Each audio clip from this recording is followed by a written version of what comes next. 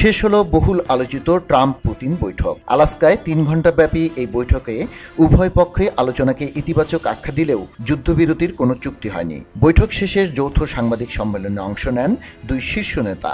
বৈঠকে তাদের আলোচনার কেন্দ্রে ইউক্রেন সংঘাত ছিল জানিয়ে রুশ প্রেসিডেন্ট বলেন, একটি স্থায়ী ও দীর্ঘমেয়াদী সমাধানের জন্য আমাদের এই সংঘাতের মূল কারণগুলো নিরসন করতে হবে। তবে মূল কারণগুলো বলতে কি বোঝাচ্ছেন তার বিস্তারিত উল্লেখ করেননি তিনি। অন্যদিকে মার্কিন প্রেসিডেন্ট ডোনাল্ড ট্রাম্প বলেন, আমরা প্রতি সপ্তাহে হাজারো মানুষের নিহত হওয়া বন্ধ করব। প্রেসিডেন্ট পুতিনও তেমনটা দেখতে চান।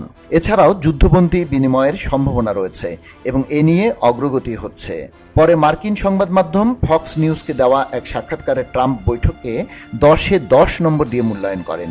তিনি বলেন, আলোচনায় দুই দেশের মধ্যে দারুণ মিল ছিল। এদিকে ক্রেমলিনের মুখপাত্র দিমিত্রি পেসকভ বৈঠককে খুবই ইতিবাচক আখ্যা দিয়ে বলেন, এটি শান্তি প্রতিষ্ঠার পথ খুঁজে পেতে দুই দেশকে সহায়তা করবে। বৈঠক শেষে আলাস্কা ত্যাগ করেন দুই নেতা। প্রথমে রাশিয়ার প্রেসিডেন্টকে বহনকারী উড়োজাহাজ ছাড়ে, তারপর ট্রাম্পও যাত্রা করেন নিজস্ব বিমানে। স্থানীয় সময় শুক্রবার বেলা 11টার দিকে আলাস্কার এলমেন্ডর্ফ রিচার্ডসন সামরিক ঘাঁটিতে দুই নেতার আগমন ঘটে। বিমানবন্দরে পুতিনকে লাল গালিচায় স্বাগত জানান ট্রাম্প। পরে একই গাড়িতে করে বৈঠকস্থলে পৌঁছান তারা। প্রায় 3 ঘণ্টার বৈঠকে দুই দেশের শীর্ষ কর্মকর্তারা উপস্থিত ছিলেন।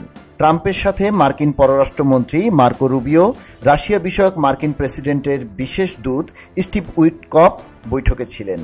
অন্যদিকে রুশ প্রেসিডেন্টের সঙ্গে ছিলেন রাশিয়ার পররাষ্ট্রমন্ত্রী সের্গেই লাভরভ এবং প্রেসিডেন্টের পররাষ্ট্রনীতি বিষয়ক উপদেষ্টা ইউরি উশাকভ।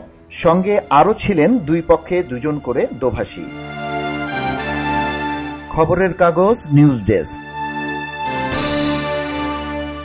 খবরের কাগজ, নিখাদ, নির্ভীক, নিরপেক্ষ।